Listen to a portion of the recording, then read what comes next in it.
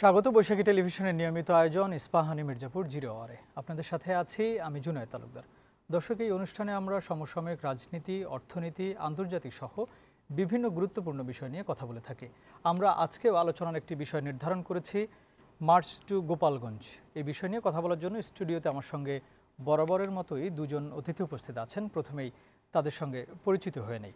আমার পাশেই আছেন জাবেদ রাসিন, যুগ্ম আহ্বায়ক, জাতীয় নাগরিক পার্টি, এবং আরও আছেন মোস্তাফিজুর রহমান বাবুল, সহ সম্পাদক, জাতীয় নির্বাহী কমিটি, বিএনপি। আপনাদের দুজনকেই স্বাগত জানাচ্ছি আমাদের আজকের আয়োজনে। প্রিয় দর্শক, মূল আলোচনায় যাব তার আগে আজকের প্রধান শিরোনামগুলো দেখে আসতে চাই।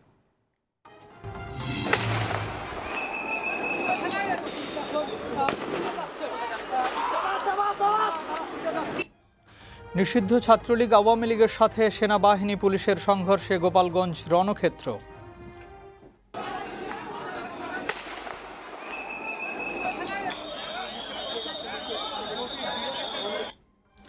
সাংবাদিক, পুলিশ সহ অনেকে আহত, কারফিউ জারি।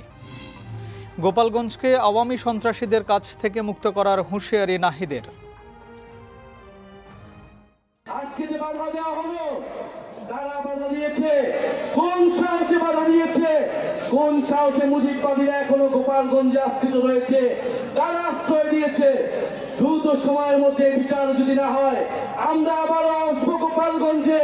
আমরা নিজ হাতে দায়িত্ব নিয়ে গোপালগঞ্জকে মুজিববাদীদের থেকে মুক্ত করবো ইনশাআল্লাহ। দেশ জুড়ে এনসিপির বিক্ষোভ, 24 ঘন্টার মধ্যে হামলাকারীদের বিচারের আলটিমেটাম। গোপালগঞ্জে এনসিপির পদযাত্রায় হামলা ন্যাক্কারজনক, অন্তর্বর্তী সরকারের বিবৃতি। নিন্দা জানিয়ে বিএনপি ও জামায়াতের বিবৃতি, ফ্যাসিবাদ বিরোধীদের ঐক্যবদ্ধ হওয়ার আহ্বান।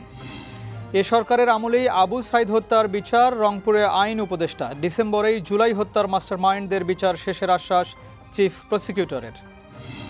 এবং নতুন বাংলাদেশ বিনির্মাণে সর্বস্তরের ঐক্যের বিকল্প নেই, মনে করেন বিশিষ্টজনেরা। নির্বাচনের মাধ্যমে প্রকৃত ঐক্য প্রতিষ্ঠা সম্ভব, মনে করে বিএনপি। শিরোনামগুলো দেখছিলাম। আমাদের এই অনুষ্ঠানটি বৈশাখী টেলিভিশনের ইউটিউব চ্যানেল এবং ফেসবুক পেজে সরাসরি সম্প্রচারিত হচ্ছে। আজকে আমরা এই অনুষ্ঠানটি করছি 16ই জুলাই 2025-এ। ঠিক একই দিন 16ই জুলাই 2024-এর আজকের এই দিনে রংপুরের আবু সাইদকে গুলি করে হত্যা করা হয়। সরাসরি পুলিশ সামনে থেকে আবু সাইদকে গুলি করে হত্যা করে। এবং একই দিনে চট্টগ্রামেও ছাত্রদল কর্মী ওয়াসিমকেও সেখানে হত্যা করা হয়। এবং এই হত্যাকাণ্ডের মধ্য দিয়েই সারা বাংলাদেশের মানুষসহ সারা পৃথিবীতে যত বাঙালিরা আছেন এবং অন্যান্য মানুষ আছেন, সবাই এই আন্দোলনে একাত্মতা প্রকাশ করেন। এবং তারপরেই এই আন্দোলনের চিত্র ধীরে ধীরে পাল্টে যেতে থাকে। এবং তারপরেই ফ্যাসিবাদী যে সরকার ছিলেন, তার প্রধানমন্ত্রী শেখ হাসিনা, গত সরকারের, তিনি দেশ ছেড়ে পালিয়ে যান। আমরা সেই বিষয়গুলো নিয়ে কথা বলবো। যদিও আমরা মার্চ টু গোপালগঞ্জ নাম দিয়েছি, তার আগেই আমরা একটু আলোচনা শুরু করতে চাই মোস্তাফিজুর রহমান বাবুল, আপনাকে দিয়ে। এই যে আবু সাইদ, আজকের এই দিনে তাকে হত্যা করা হয়েছিল রংপুর বেগম রোকেয়া বিশ্ববিদ্যালয়ের সামনে। আবু সাইদ এবং ওয়াসিম যারা জীবন দিয়ে এই আন্দোলনকে বেগবান করে গেলেন, যে কারণে, যে উদ্দেশ্যে, আমরা কি সেই উদ্দেশ্যের সেই রাস্তায় আছে কিনা, নাকি আমরা বিচ্যুত হয়েছে কিছুটা? শুরুতেই আমি আজকের দিনের যারা শাহাদাত বরণ করেছেন, শহীদের মৃত্যুবরণ করেছেন, রংপুরের বীর শহীদ আবু সাইদ, চট্টগ্রামের বীর শহীদ ওয়াসিম সহ সকলকে স্মরণ করছি। সেই সাথে জুলাই আগস্টের রক্তক্ষয়ী অভ্যুত্থানে যারা শহীদের মৃত্যুবরণ করেছেন, সকল শহীদকে স্মরণ করছি, তাদের সকলের বিধি আত্মার মাগফিরাত কামনা করছি।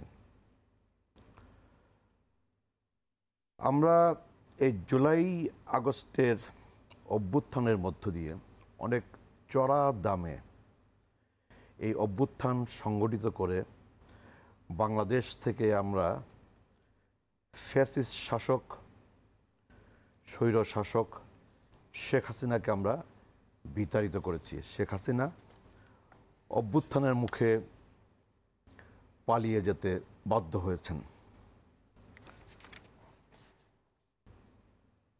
এই জুলাই আগস্টের এই রক্তক্ষয়ী অভ্যুত্থানের পরে আমরা নতুন করে আমরা যাত্রা শুরু করেছি। আমাদের গন্তব্য কোথায়, কোথায় আমরা পৌঁছতে চাই? আমাদের গন্তব্য হচ্ছে, আমাদের লক্ষ্য হচ্ছে একটি গণতান্ত্রিক বাংলাদেশ, একটি নিরাপদ বাংলাদেশ প্রতিষ্ঠা করা। বাংলাদেশের মানুষ আপনার বহু বছর ভোট দিয়ে নির্বাচিত সরকার প্রতিষ্ঠা করতে পারে না। বহু বছর ধরে বাংলাদেশে নির্বাচিত সরকার, গণতান্ত্রিক সরকার নেই। এই জুলাই আগস্টের রক্তক্ষয়ী অভ্যুত্থানের পরে এই পটভূমিতে বাংলাদেশে একটা যৌক্তিক সময়ের মধ্যে, এবং আমরা আশা করি আগামী ফেব্রুয়ারিতে রোজার আগে জাতীয় সংসদের একটি অবাধ, নিরপেক্ষ, সুষ্ঠু নির্বাচন অনুষ্ঠিত হবে। মানুষ নিরাপদে উৎসবমুখর পরিবেশে ভোট কেন্দ্রে উপস্থিত হবে। ব্যালট পেপার হাতে নিয়ে, সিল হাতে নিয়ে মানুষ তাদের পছন্দ মতো প্রার্থী বাছাই করে জাতীয় সংসদে পাঠাবে, সরকার গঠিত হবে এবং নির্বাচিত সরকার দেশ পরিচালনা করবে, একটি নিরাপদ গণতান্ত্রিক বাংলাদেশ উপহার দেবে। এই লক্ষ্যকে সামনে নিয়েই আমরা জুলাই আগস্টের অভ্যুত্থানে শরিক হয়েছিলাম এবং আমরা আশা করি যে আমরা সেই লক্ষ্য থেকে এখনো বিচ্যুত হই নাই। আমরা আশা করি যে আমরা সেই পথ থেকে আমরা এখনো সরে যাই নাই।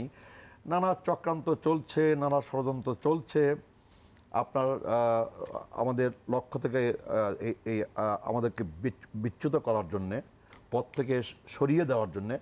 আমরা মনে করি সকল চক্রান্ত, সকল ষড়যন্ত্র মোকাবেলা করে বাংলাদেশ একটি নির্বাচনের লক্ষ্যে পৌঁছতে সক্ষম হবে। জি, মোস্তাফিজুর রহমান বাবুল, ধন্যবাদ আপনাকে। জাভেদ রাসিন, আমি একই বিষয়ে একটু আপনার কাছ থেকে শুনে আসতে চাই। এই যে যারা জীবন দিয়ে একটা নতুন রাস্তা তৈরি করে গেলেন, সেই রাস্তায় আমরা ঠিক আছে কিনা, সেই রাস্তায় আমরা ঠিকমতো চলছে কিনা, সেটা একটু শুনবো। তারপরে আমাদের আজকের যে বিষয়, সেই বিষয় নিয়ে আলোচনায় যাব। একটু শুনে আসি আপনার কাছে। আজকে প্রথমে আলোচনা শুরু করার পূর্বে আমি আজ জুলাইয়ের শহীদ দিবসে আমি স্মরণ করতে চাই সেই সকল বীর শহীদদের, আবু সাইদ, ওয়াসিম সহ যে 6 জন আজকের দিনে শহীদ হয়েছিলেন, সেই সাথে পুরো অভ্যুত্থানে যারা শহীদ হয়েছেন তাদের সকলকে আমি শ্রদ্ধাভরে স্মরণ করছি, তাদের আত্মার মাগফিরাত কামনা করছি। দেখুন, একটি অভ্যুত্থান শুধুমাত্র নির্বাচনের জন্য হয়নি, এটা আমাদেরকে প্রথমে মাথায় রাখতে হবে। এই অভ্যুত্থান হয়েছিল একটি সিস্টেমের বিরুদ্ধে। সাধারণ জনগণ 17 বছর 18 বছরের লড়াই সংগ্রাম শুধু না, এই গণতান্ত্রিক যাত্রায় বারবার মানুষের অধিকার যেভাবে পদদলিত হয়েছে, একটি সত্যিকার গণতান্ত্রিক রাষ্ট্র ব্যবস্থা কায়েম করতে আমাদের রাজনৈতিক দলগুলো যখন ব্যর্থ হয়েছে, বিভিন্ন পর্যায়ে রাষ্ট্রীয়ভাবে যখন খুন, গুম, এই সকল রাষ্ট্রীয় সন্ত্রাস যখন মানুষের উপর চাপিয়ে দেওয়া হয়েছে, তখন মানুষ এক পর্যায়ে বিদ্রোহ করেছে, বিক্ষোভ করেছে এবং সর্বোপরি সকল জনগণ, সকল স্তরের জনগণ রাস্তায় নেমে এসেছে। সেই রাস্তায় নেমে আসা কিন্তু শুধুমাত্র নির্বাচনের জন্য ছিল না। নির্বাচনের জন্য হলে 13 সালেও মানুষ রাস্তায় নামতে পারত। আমরা দেখেছি বালুর ট্রাক সরাতে নেতাকর্মীরাই যায়নি সেখানে। 18 নির্বাচনে মানুষ রাস্তায় নামতে পারত, 24-এও মানুষ রাস্তায় নামতে পারত। মানুষ রাস্তায় শুধুমাত্র নির্বাচনের জন্য নামেনি, নেমেছে সংস্কারের জন্য। যে রাষ্ট্র ব্যবস্থা আমাদেরকে একটি ফ্যাসিস্ট সরকার উপহার দিয়েছে, সেই রাষ্ট্র ব্যবস্থাকে সংস্কার করার জন্য, রাষ্ট্র কাঠামো, যে কাঠামো দানব হয়ে ওঠে, নিজের দেশের জনগণের উপর সেটি দানব আকার ধারণ করে, সেই রাষ্ট্র কাঠামোর বিরুদ্ধেই আসলে মানুষ রাস্তায় নেমে এসেছিল এবং তার জন্যই আমরা বারবার সংস্কারের কথা বলছি। প্রয়োজনীয় মৌলিক সংস্কার ছাড়া এই রাষ্ট্র কাঠামো আসলে পরিবর্তন হবে না এবং সেই জায়গায় আমরা পৌঁছতে পারছি কিনা যদি আমাকে জিজ্ঞেস করেন, তাহলে আমরা সেই জায়গায় এখনও যেতে পারিনি।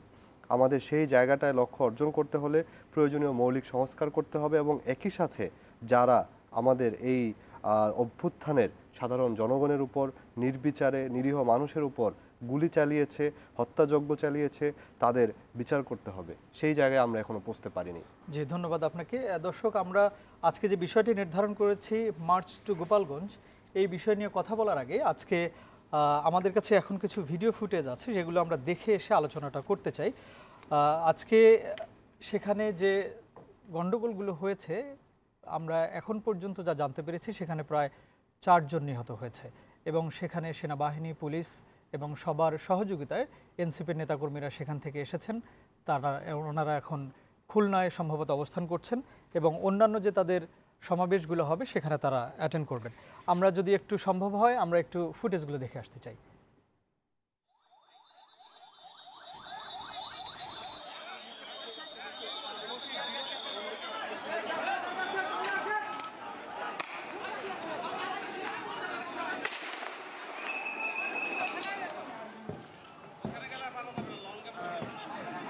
পরপর 3টি ককটেল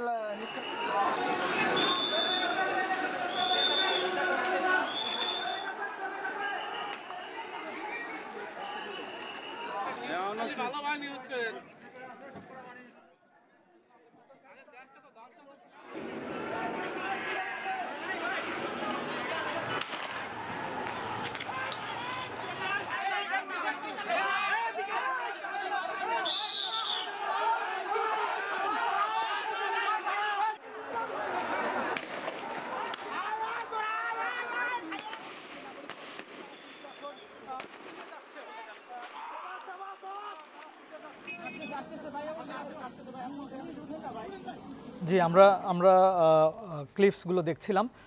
মোস্তাফিজুর রহমান বাবুল, আপনাকে দিয়ে আবারও একটু শুরু করতে চাই। এই যে আমরা ছবিগুলো দেখলাম, সেখানকার ভিডিওগুলো দেখলাম, 1 বছর এসে আজকে আবার সেই জুলাইতেই এই ধরনের ঘটনা বাংলাদেশের কোনো একটি জেলায় বা কোনো একটি জায়গায়, এটা সম্ভব বলে কি আপনার আগে মনে হয়েছিল? আগে মনে হয়নি, তবে আজকে গোপালগঞ্জে যে ঘটনা সংঘটিত হয়েছে, যেই সহিংসতা সংঘটিত হয়েছে, সাম্প্রতিককালের ইতিহাসে এটা নজিরবিহীন। এবং গোপালগঞ্জে এনসিপির পূর্ব ঘোষিত কর্মসূচি এবং সেই কর্মসূচিকে কেন্দ্র করে গোপালগঞ্জে কিন্তু আপনার সংশয়, নানা আশঙ্কা এটা কিন্তু ছিল, জনমনে ছিল, গোপালগঞ্জে ছিল, গোপালগঞ্জের বাইরেও ছিল।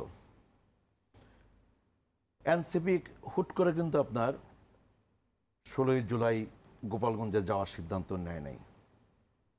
তারা আগে থেকেই সিদ্ধান্ত নিয়ে আজকে গোপালগঞ্জে তারা গেছে।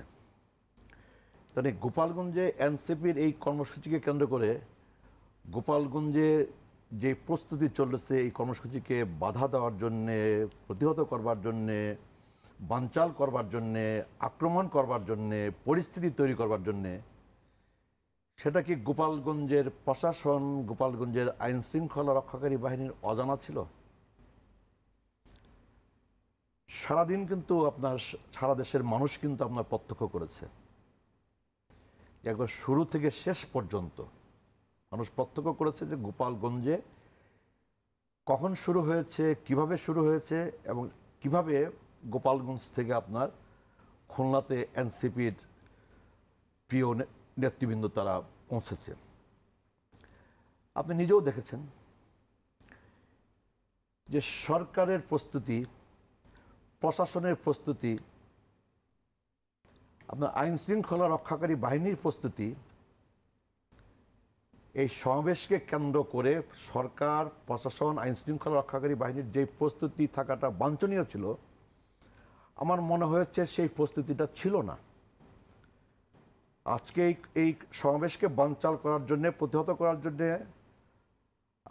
আপনার পতিত আপনার স্বৈর শাসকদের দল, সংগঠন, তারা যে প্রস্তুতি গ্রহণ করেছে, যে আক্রমণের প্রস্তুতি, সহিংসতার প্রস্তুতি গ্রহণ করেছে, সেই প্রস্তুতি মোকাবেলা করে, সেই প্রস্তুতি প্রতিহত করে নির্বিঘ্নে এনসিপি তার কর্মসূচি যেন শেষ করে পরবর্তী কর্মসূচিতে যেতে পারে, তার দায়িত্ব কিন্তু আপনার সরকারের, প্রশাসনের, আইন শৃঙ্খলা রক্ষাকারী বাহিনীর, এবং সরকার, প্রশাসন, আইন শৃঙ্খলা রক্ষাকারী বাহিনী সে দায় এড়াতে পারে না। যেহেতু ঘোষণা দিয়েই যাওয়া, এটা তারা পদযাত্রা করছেন বিভিন্ন জেলায়, সেখান থেকে 16 তারিখে তারা ওখানে যাবেন, এটাও ঘোষণা দেয়া, এবং বিভিন্ন গণমাধ্যম থেকে শুরু করে আপনার সামাজিক যোগাযোগ মাধ্যমে আমরা দেখছিলাম যে একটা থ্রেট আছে। তাহলে এই থ্রেটের পরেও সরকারের বা যারা আছেন আইন শৃঙ্খলা রক্ষাকারী বাহিনী বা এনসিপির যারা নেতাকর্মী আছেন তাদের প্রস্তুতিটা কি আসলে ভালো ছিল বলে মনে হচ্ছে? মোটেই না। যেমন ধরুন যে আপনার সন্দেহ করার যথেষ্ট অবকাশ আছে আর কি, যে কেন তারা পর্যাপ্ত প্রস্তুতি গ্রহণ করলো না।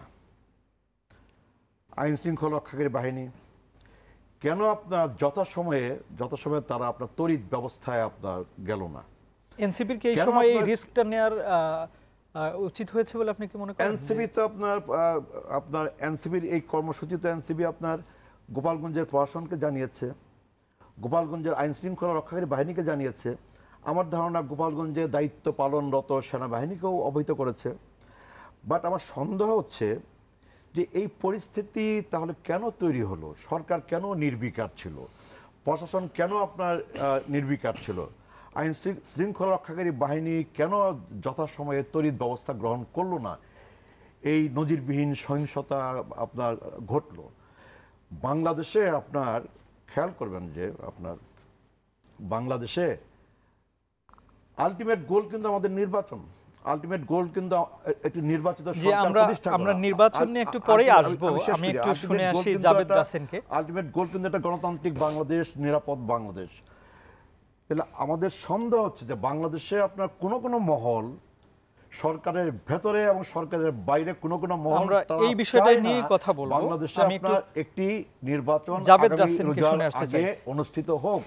তারা নির্বাচনকে বিলম্বিত মুস্তাফিজুর রহমান করতে চায়, বাবুল, ধন্যবাদ আপনাকে, বাধাগ্রস্ত করতে চায়। জি, এবং সেই ষড়যন্ত্রের অংশ হিসেবেই আজকে গোপালগঞ্জে এই পরিস্থিতি তৈরি করা হলো কিনা, তৈরি করবার সুযোগ করে দেওয়া হলো কিনা আমার সন্দেহ হয়। জাভেদ রাসেন, এই যে এই ধরনের ঘটনার সুযোগ করে দেয়া হলো কিনা নির্বাচনকে পিছিয়ে দেওয়ার জন্য, সেই আলোচনাটা আমরা করব।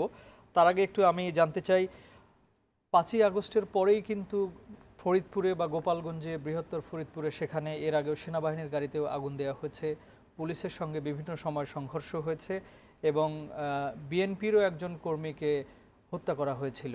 সেখানে একটা সম্ভবত বিএনপি একটা মিছিলের আয়োজন করেছিল, সেখানেও হত্যা করা হয়েছিল। তাহলে এই যে জানার পরেও সারা বাংলাদেশের মানুষই তো জানে যে গোপালগঞ্জ একটা আওয়ামী লীগের সবচাইতে বড় ঘাঁটি এবং যেখানে কোনো বেশিরভাগ মানুষই আওয়ামী লীগের লোকজন। তাহলে সেখানে আপনারা কি জেনে বুঝে ওখানে গিয়েছেন যে না আমরা একটা দেখতে চাই যে কেমন সেখানকার অবস্থা, আমরা সেখানকার আওয়ামী লীগের যে লোকজনকে তাদেরকে আমরা আমাদের দলে নিয়ে আসবো, এই আহ্বান জানাবো, এটাই শুধু বলার জন্য গিয়েছেন নাকি আপনারা একটু টেস্ট করতে গিয়েছেন যে আসলে কি হয় সেখানে গেলে আমরা একটু দেখে আসি, এরকম? না, দেখুন, আমাদের তো জুলাই পদযাত্রার যে কর্মসূচি সেটা তো শুধু একটা জেলাকে কেন্দ্র করে না, সেটা তো আমরা সারা বাংলাদেশের 64টি জেলা আমরা প্রদক্ষিণ করব। সেই ঘোষণা কিন্তু আমাদের এই 1 জুলাই বর্তমান সময়ে তো গোপালগঞ্জটা অন্য জেলার সঙ্গে তুলনা করে না, কেন গোপালগঞ্জকে বাংলাদেশের বাইরে? আমি যখন সবগুলো জেলা আমি প্রদক্ষিণ করব, আমি কেন গোপালগঞ্জ বাদ দিব? গোপালগঞ্জকে আমার দেশের অংশ না? সেটাকে আমার মাটি না? সেখানকার মানুষকে আমার জনগণ না? সেখানকার মানুষ কি সবাই পতিত ফ্যাসিস্ট সরকারের দোসর? অবশ্যই না। আমরা আমাদের যে ঘোষিত কর্মসূচি ছিল জুলাই পদযাত্রা, সেখানে আমরা গত বছর যে আমাদের জুলাই অভ্যুত্থানে যারা শহীদ হয়েছেন, যারা আহত হয়েছেন, তাদের পরিবারদের সাথে দেখা করার জন্য এবং আমাদের এনসিপির বার্তা সাধারণ মানুষের কাছে পৌঁছে দেওয়ার জন্য আমরা জনগণের কাছে যাওয়ার জন্য এই জুলাই পদযাত্রা। এবং এই জুলাই পদযাত্রা শুরু হয়েছে সেই রংপুর থেকে, যেখানে আমরা কথা হচ্ছিল আবু সাঈদের কথা। সে আবু সাঈদের কবর জিয়ারতের মাধ্যমে, তার পরিবারের সাথে সাক্ষাতের মাধ্যমে আমাদের সেই জুলাই পদযাত্রা শুরু। এবং সেটা কিন্তু 30 দিনে 64 জেলা, কোনো দিন 2টো, কোনো দিন 3টি জেলা আমরা প্রদক্ষিণ করছি। সেই পূর্ব ঘোষিত কর্মসূচিতে আজকের অংশ ছিল গোপালগঞ্জ। এবং এখানে একটি বিষয় আমি বলে রাখা প্রয়োজন, সেটা হচ্ছে পুলিশ এবং প্রশাসনের যে নির্লিপ্ততা আমরা দেখেছি আজকে, এটা আসলে আমাদের খুবই অবাক করেছে।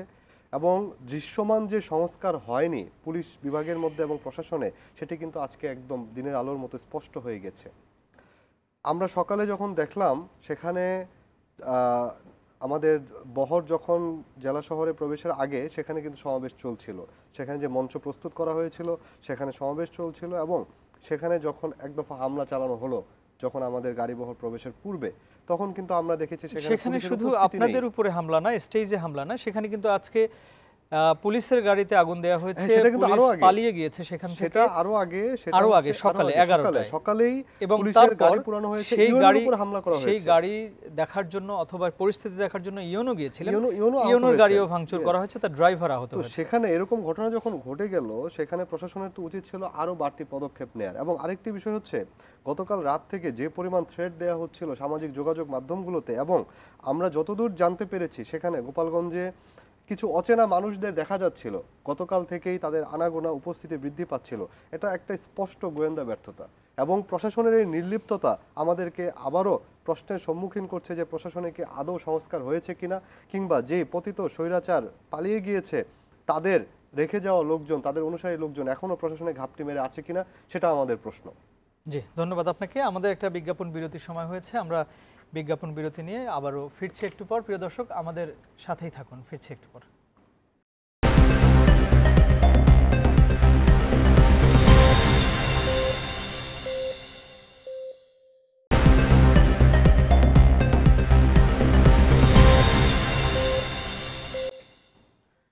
আবারও স্বাগত ইস্পাহানি মির্জাপুর জিরো আওয়ারে। প্রিয় দর্শক, আমরা কথা বলছিলাম মার্চ টু গোপালগঞ্জ নিয়ে। এ পর্যায়ে একটু যেতে চাই মোস্তাফিজুর রহমান বাবুল, আবারও আপনার কাছে। আপনি নির্বাচনের কথা বলছিলেন যে নির্বাচন হলে হয়তো সব কিছু ঠিক হয়ে যাবে। একটু জানতে চাই, এনসিপি সহ অন্যান্য দলগুলো কিন্তু বলছিলেন যে নির্বাচনের আগে অবশ্যই সংস্কারটা জরুরি, যে বড় বড় সংস্কারগুলো প্রয়োজন, সেই সংস্কার না হলে নির্বাচনে যাওয়া সম্ভব না, কারণ আইনশৃঙ্খলা পরিস্থিতিও ভালো না এবং নির্বাচন কমিশনে যারা আছেন তারাও নির্বাচন করার মতো এই মুহূর্তে অ্যাবিলিটি রাখেন না। সেই ক্ষেত্রে কি এনসিপি সেখানে গিয়ে এই পরিস্থিতি তৈরি করার কারণে এটা কি বলতে আরও সুবিধা হবে কিনা যে আসলে নির্বাচনের পরিস্থিতি এখন নেই, কারণ আইনশৃঙ্খলা বাহিনীও এই নির্বাচন করার অবস্থায় নেই এই মুহূর্তে? আপনারা সেটা মনে করছেন কিনা? না, এনসিপিকে আমি তো আপনার মেনশন করি নাই। আমি আপনাকে বলেছি যে বাংলাদেশে আপনার সরকারের ভেতরে এবং সরকারের বাইরে কোনো মহল তারা চায় না আপনার আগামী ফেব্রুয়ারিতে বাংলাদেশে আপনার জাতীয় সংসদের নির্বাচনটা অনুষ্ঠিত হোক।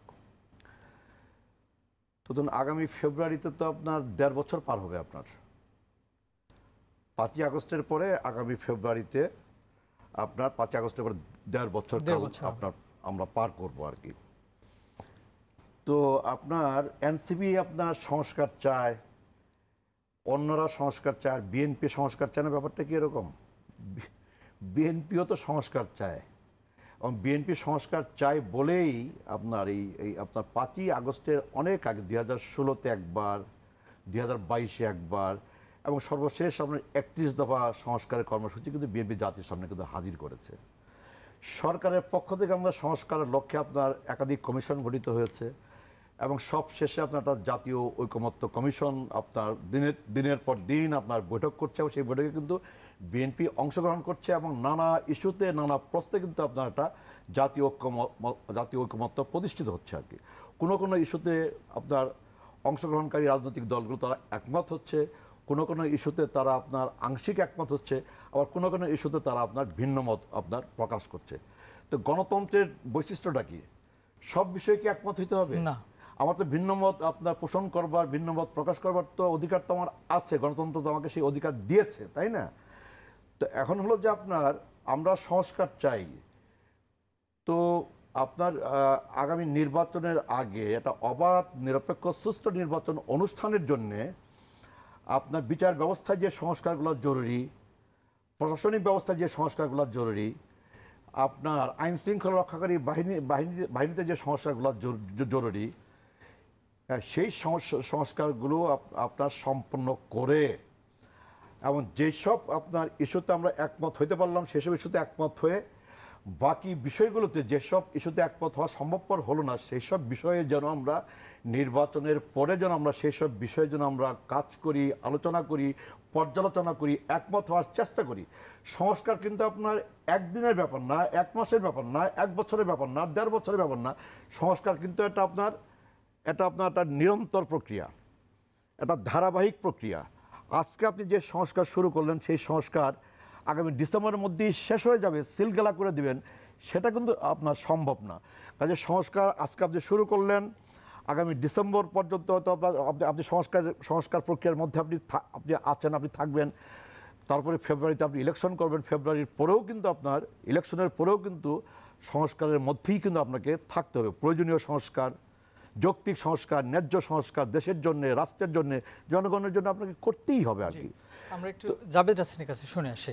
বাবুল ভাই, জাভেদ রাসিন, এই যে কিছুদিন আগে আমরা মিটফোর্ডের ঘটনা থেকে শুরু করে খুলনায় এক যুবদলের বহিষ্কৃত যুবদল কর্মীকে গুলি করে হত্যা, সব মিলিয়ে আমরা রাজনীতির মধ্যে যে একটু, রাজনৈতিক দলগুলোর মধ্যে যে একটু উত্তেজনা দেখছিলাম এবং সবার মধ্যে যে একটি বিভাজন দেখছিলাম, আবার এই মার্চ টু গোপালগঞ্জ আপনাদের যে কর্মসূচি, সেই গোপালগঞ্জে যাওয়ার পরে যে এখনকার যে বর্তমানটা অবস্থা, এই অবস্থার পরে আবার এই রাজনৈতিক দলগুলো একযোগে মাঠে কাজ করার একটা সুযোগ তৈরি হলো কিনা এর মধ্য দিয়ে, কি মনে হয় আপনার কাছে? না, দেখুন, ফেসিবাদ বিরোধী যে আমাদের ঐক্য গড়ে উঠেছিল সেটাকে আমরা সবসময় সম্মান করি, শ্রদ্ধা করি এবং সেই ঐক্য অটুট থাকুক সেটা আমি কামনা করি। এখন কথা হচ্ছে, আপনি যে ব্যাপারটা টেনে নিয়ে আসলেন চাঁদাবাজি সন্ত্রাসের কথা, সেটা আমরা কিন্তু বিগত 5ই আগস্টের পর থেকে দেখছি লাগামহীনভাবে এটি বেড়েই চলছে এবং এটিকে নিয়ন্ত্রণ করার মতন যেই দল চাঁদাবাজি করছে সেই দলেরও সেটা নিয়ন্ত্রণ করার মতো অবস্থা নেই, প্রশাসন সেই অবস্থায় নেই। প্রশাসন কিছু কিছু ক্ষেত্রে কিছু কিছু দলের প্রতি অনুগত হয়ে গেছে আমরা দেখতে পাই, সেটা উপজেলা পর্যায়ে যদি আমরা মাঠ প্রশাসন দেখি, পুলিশ প্রশাসন দেখি, এমন একটি অবস্থায় গিয়ে দাঁড়িয়েছে যে এখন কোনোভাবেই আসলে মৌলিক সংস্কার ছাড়া আগানো সম্ভব না। কারণ না হলে আমরা যেই রাজনৈতিক সংস্কৃতির মধ্যে দিয়ে বিগত, যদি আমি 50-53 বছরের কথাই বলি, ইতিহাসই টেনে নিয়ে আসি, সেখানে বাবুল ভাই যেটি বারবার বলছেন, আমি বাবুল ভাইয়ের কথার সাথে পুরোপুরি একমত যে একটি গণতান্ত্রিক অগ্রযাত্রার পথে নির্বাচন হতেই হবে, নির্বাচনের কোনো বিকল্প নেই।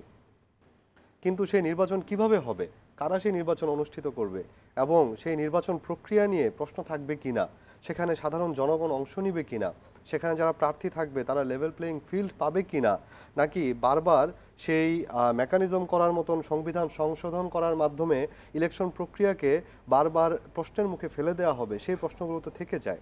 আমরা এই জন্যই কিন্তু বারবার একটা কথাই বলছি, সেটা হচ্ছে প্রয়োজনীয় মৌলিক সংস্কার ছাড়া যে কোনো কিছুই করেন আপনি লাভ হবে না। কারণ বাংলাদেশে এর আগেও তো নির্বাচন হয়েছে, 91 একটি ভালো নির্বাচন হয়েছে, আমরা যদি 96-2001-এর কথা বলি ভালো নির্বাচন হয়েছে, যদি বলি সেগুলো কি আমাদের কাঙ্ক্ষিত পরিবর্তন নিয়ে আসতে পেরেছে? আমাদের রাষ্ট্র ব্যবস্থায়, আমাদের সরকার ব্যবস্থায়, আমাদের শাসনযন্ত্রে, আমাদের জনগণের জন্যে কোনো পরিবর্তন কিন্তু সেটা আনতে পারে নাই। বরঞ্চ রাষ্ট্র কর্তৃক আপনার যে সন্ত্রাস, চাঁদাবাজ এবং কিছু কিছু ক্ষেত্রে যেই সকল মানবতা বিরোধী অপরাধের মতন ঘটনা ঘটেছে, সরকারি বাহিনী কর্তৃক এইগুলো গঠিত হয়েছে, সেগুলো কিন্তু নির্বাচিত সরকারই করেছে।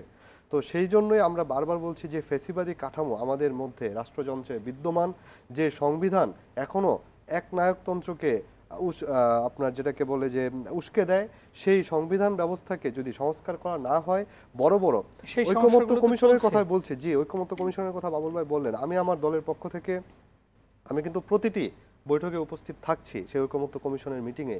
সেখানে মেজর যে রিফর্মগুলো, যেগুলো আসলেই আমাদের রাষ্ট্র ব্যবস্থাকে কোনো ভবিষ্যৎ কোনো সরকারকে ফেসিস্ট হতে দিবে না, সেই ধরনের সংস্কারগুলোতে কিন্তু বিএনপি একমত হচ্ছে না। বিএনপি বলছে হ্যাঁ সংখ্যার দিকে চলে গেছে, 20টার মধ্যে আমরা 15-17টাতে একমত হয়েছে, কিন্তু যেগুলো আমাদের আসলেই এই ফ্যাসিবাদী কাঠামোকে দূর করার জন্য আসলেই দরকার, আমি যদি বলি উচ্চকক্ষে পিআর পদ্ধতি, আমি যদি বলি একটি সাংবিধানিক প্রতিষ্ঠানগুলোকে নিয়োগ করার জন্য একটি নিরপেক্ষ নিয়োগ কমিটি, আমি যদি বলি প্রধানমন্ত্রীর ক্ষমতার ভারসাম্য, আমি যদি বলি বিচার ব্যবস্থাকে একটি নির্দিষ্ট সিস্টেমের ভিতরে নিয়ে আসা, এই ধরনের বড় বড় রিফর্মগুলোতে কিন্তু বিএনপির তরফ থেকে এবং তার সমমনা কিছু গুটিকতক দলের পক্ষ থেকে কিন্তু বাধা আসছে।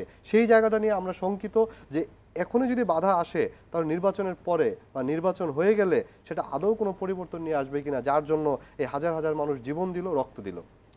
মোস্তাফিজুর রহমান বাবুল, আপনি শুনছিলেন, সেখানে আমি একটু অ্যাড করি যে উনি বলছিলেন যে মৌলিক যে জনগণের জন্য যে বড় সংস্কারগুলো, সেগুলোর ক্ষেত্রে আপনারা খুব একটা সহযোগিতা করছেন না, এবং ফ্যাসিবাদ থাকার জন্য যে ধরনের নিয়ম কানুনগুলো আছে সেগুলো থাকছেই এখনও, সেই জায়গাগুলোতেও আপনারা একমত হচ্ছেন না। সংখ্যার দিক থেকে হয়তো বলছেন যে 20টার মধ্যে আমরা 17টায় একমত হয়েছি, কিন্তু যেগুলো বেশি গুরুত্বপূর্ণ সেই জায়গাগুলোতে আপনারা একমত হচ্ছেন না। বাংলাদেশে আপনার সাধারণ মানুষ, আপনার যারা গ্রামে গঞ্জে বসবাস করে সাধারণ মানুষ, একেবারে সাধারণ মানুষ, শহরেও বসবাস করে একেবারে সাধারণ মানুষ, তারা কিন্তু আপনার দ্বিকক্ষ বিশিষ্ট পার্লামেন্ট তারা বুঝে না, তারা আপনার সাংবিধানিক প্রতিষ্ঠানও তারা বুঝে না, তারা আপনার রাষ্ট্রপতি এবং প্রধানমন্ত্রীর ক্ষমতার ভারসাম্য তারা বুঝে না। তারা এখন তো মানুষ বোঝে, অনেক কিছুই বোঝে। আমি বলেছি আপনার একেবারে সাধারণ মানুষ আপনার তারা কিন্তু বোঝে না, কিংবা আমরা আপনার সাধারণ মানুষের কাছে এই বক্তব্যটা আমরা সাধারণ মানুষের কাছে এখন পর্যন্ত নিয়ে যেতে আমরা সক্ষম হই নাই। সময় লাগবে, সাধারণ মানুষকে বুঝতে হবে, সাধারণ মানুষকে বোঝার জন্য সময় দিতে হবে যে হ্যাঁ বাংলাদেশের জন্য দ্বিকক্ষ বিশিষ্ট পার্লামেন্ট আমাদের দরকার। তো আমরা তো দ্বিকক্ষ বিশিষ্ট পার্লামেন্টের প্রস্তাব আমরা তো একমত হয়েছি। এখন উচ্চ কক্ষে আপনার এই প্রতিনিধিত্বটা কিভাবে নিশ্চিত হবে এই জায়গাটাতে আপনার ভিন্ন ভিন্ন মত আছে আপনার, তাই তো আমরা এখনো একমত হতে পারি না। আমি আশা করি আমরা একমতে আমরা পৌঁছতে পারবো আর কি। তো ধরুন যে রাষ্ট্রপতি এবং প্রধানমন্ত্রীর ক্ষমতার ভারসাম্যের প্রশ্নে তো আমরা একমত, আমাদের তো ভিন্ন মত নাই, দ্বিমত নাই। আমরা রাষ্ট্রপতি এবং প্রধানমন্ত্রী ক্ষমতার ভারসাম্য আমরা চাই। আমরা সাংবিধানিক প্রতিষ্ঠানগুলো যেন আপনার সাংবিধানিক প্রতিষ্ঠানগুলোতে নিয়োগ, সাংবিধানিক প্রতিষ্ঠানগুলো যেন কার্যকর হয়, স্বাধীনভাবে নিরপেক্ষভাবে যেন আপনার জাতির আশা আকাঙ্ক্ষাকে বিবেচনায় নিয়ে দায়িত্ব পালন করতে পারে। আমরা তো সেই প্রশ্নেও তো আমরা একমত হয়েছি ইতিমধ্যে।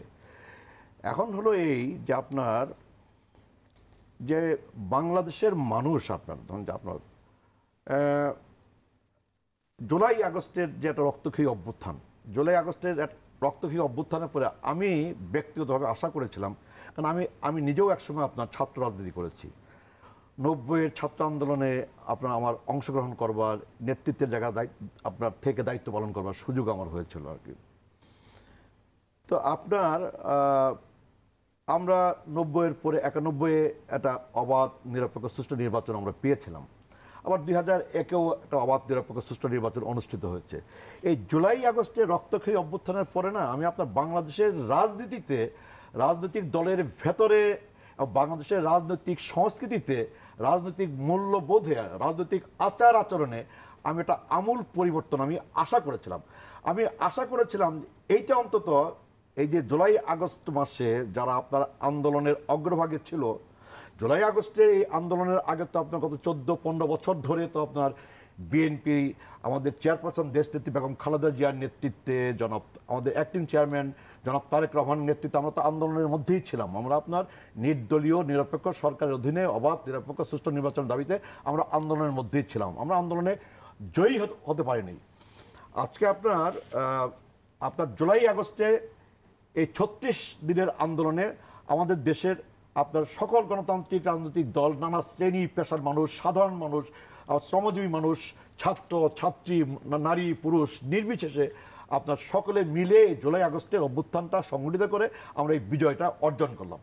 এই বিজয়ে এই যে জুলাই আগস্টের অভ্যুত্থান, এই অভ্যুত্থানের অগ্রভাগে যারা ছিল, যাদের নেতৃত্বে এই নতুন দল গঠিত হলো, আমরা আশা করেছিলাম যে এই নতুন দল আমাদের সকলের সামনে একটা দৃষ্টান্ত স্থাপন করবে, কি যে রাজনৈতিক সংস্কৃতির পরিবর্তন, রাজনৈতিক আপনার আচার আচরণের পরিবর্তন।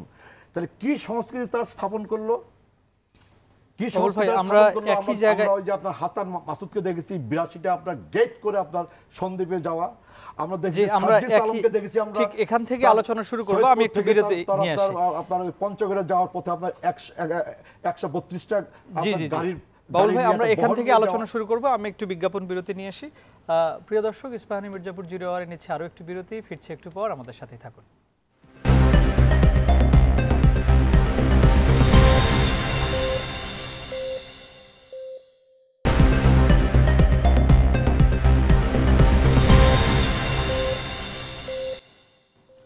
আবারও স্বাগত ইস্পাহানী মির্জাপুর 0 আওয়ারে। প্রিয় দর্শক, আমাদের এই অনুষ্ঠানটি বৈশাখী টেলিভিশনের ইউটিউব চ্যানেল এবং ফেসবুক পেজে সরাসরি সম্প্রচারিত হচ্ছে। আপনারা সংযুক্ত থেকে আপনাদের প্রশ্ন বা মতামত জানাতে পারেন। জাবেদ রাসিন মোস্তাফিজুর রহমান বাবুল যেটা বলছিলেন যে জুলাই আন্দোলনের মধ্য দিয়ে যে নতুন বাংলাদেশ, সেই বাংলাদেশে আপনারা নতুন দল গঠন করলেন এবং আপনাদের যে দৃষ্টান্ত স্থাপন করার কথা ছিল সেগুলো আপনারা করেননি এবং আপনারা চিরাচরিত যে রাজনৈতিক নিয়ম সেগুলোর মধ্য দিয়ে গিয়েছেন।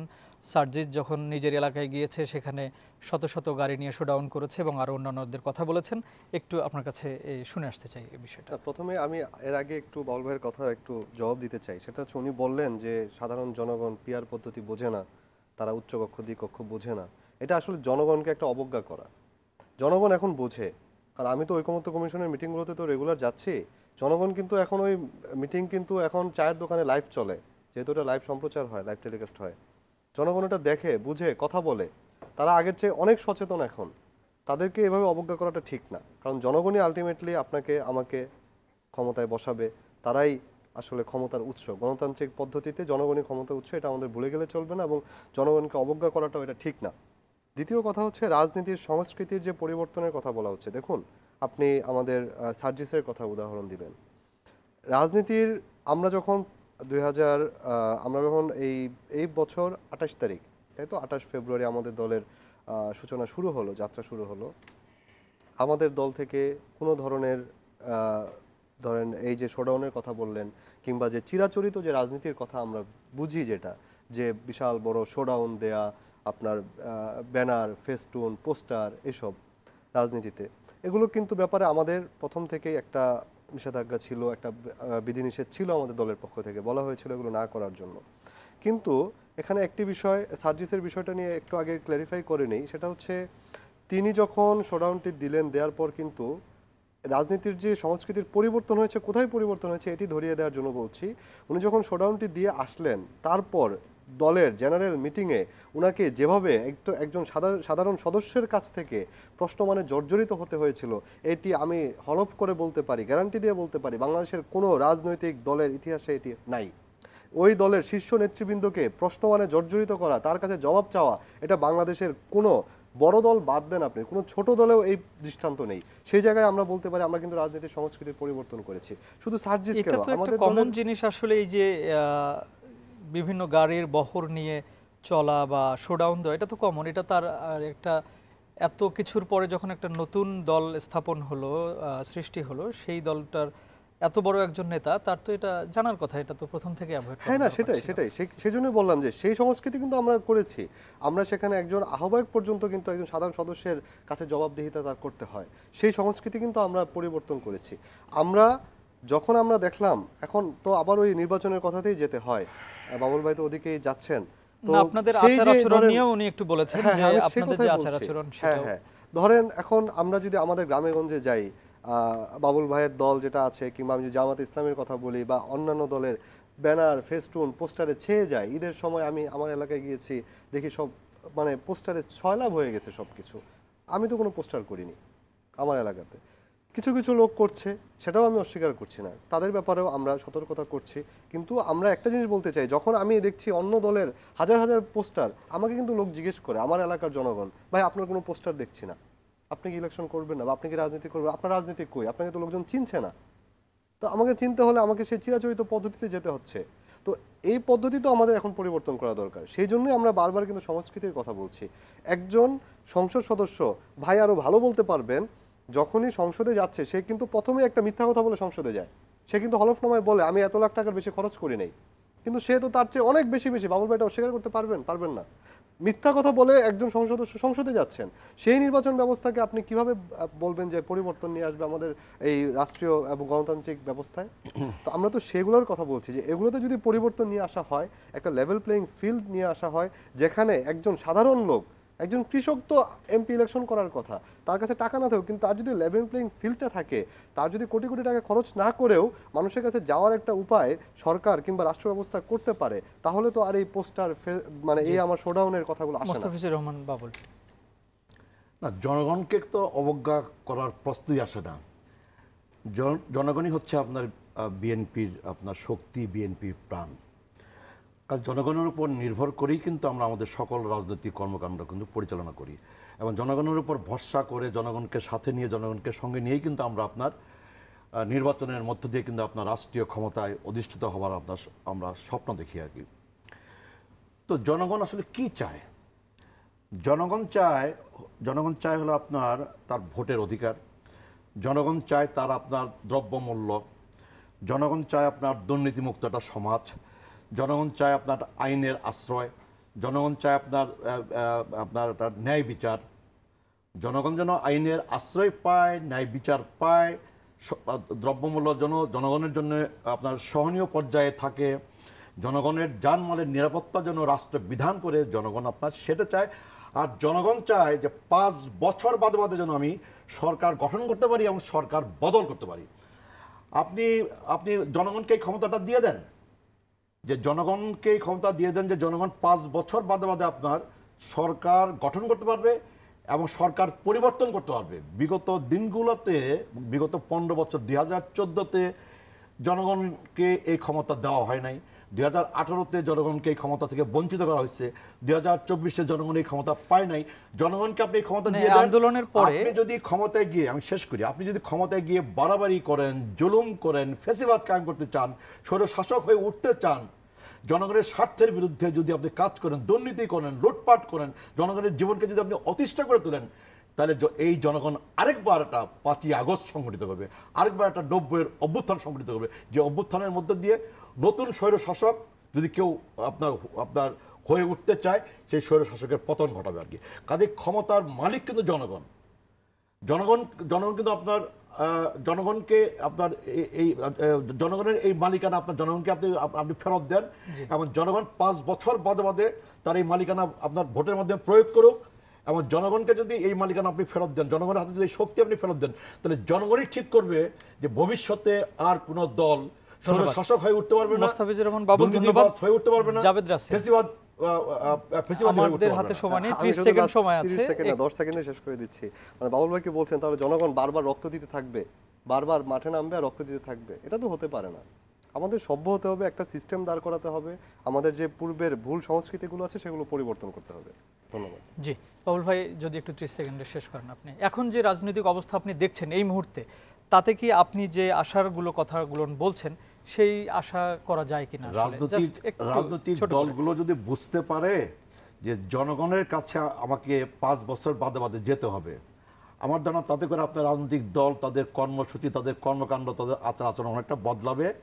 এবং জনগণ যদি বুঝতে পারে আমার হাতে ক্ষমতা আছে, তাহলে জনগণও কিন্তু আপনার সিদ্ধান্ত নেবে যে 5 বছর আপনি ক্ষমতায় আছেন, আর 5 বছর বাদে জনগণ আপনাকে সরায় দিবে আর কি। কাজে ভোটের অধিকার, জনগণের ভোট দেওয়ার অধিকার, এটা জনগণকে ফেরত দেন, এটি এই মুহূর্তে জরুরি ইস্যু। মোস্তাফিজুর রহমান বাবুল, জাবেদ রাসেল, আপনাদের দুজনকে অসংখ্য ধন্যবাদ স্টুডিওতে এসে সময় দেওয়ার জন্য। প্রিয় দর্শক, এই ছিল আমাদের আজকের আয়োজন। আগামীকাল অন্য কোনো অতিথি এবং অন্য কোনো বিষয় নিয়ে আবারও কথা হবে। সে পর্যন্ত ভালো থাকুন, শুভরাত্রি।